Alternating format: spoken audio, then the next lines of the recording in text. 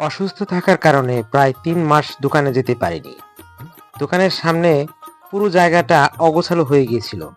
মনে মনে ভাবছিলাম সুস্থ হলে নিজেই পরিষ্কার করব, কিন্তু মানুষের ভালোবাসা যে এতটা নিঃস্বার্থ হতে পারে সেটা আবারও দেখলাম। বকচরপাড়ার দেলোয়ার ভাই নিজে থেকে এসে খুব যত্ন করে আগাছাগুলো পরিষ্কার করে দিলেন। আমি তাকে কিছু বলিনি, কোনো অনুরোধও করিনি। তবুও তিনি মানুষের কষ্ট বুঝে পাশে দাঁড়িয়েছেন। এটাই প্রথম নয়, এর আগেও তিনি সরকারপাড়া বাজারের এক অসহায় মানুষের দোকানের ধাপড় মেরামত করে দিয়েছিলেন। এমন মানুষ আজকাল খুব কম দেখা যায়, যারা কোনো স্বার্থ ছাড়া অন্যের উপকার করে। দেলোয়ার ভাইয়ের জন্য অন্তর থেকে দোয়া রইল। আল্লাহ যেন তাকে সুস্থ রাখেন, ভালো রাখেন এবং সব সময় অসহায় ও বিপদগ্রস্ত মানুষের পাশে থাকার তৌফিক দান করেন। মানুষের জন্য করা ছোট ছোট কাজগুলো একদিন সবচেয়ে বড় ভালোবাসার গল্প হয়ে থাকে।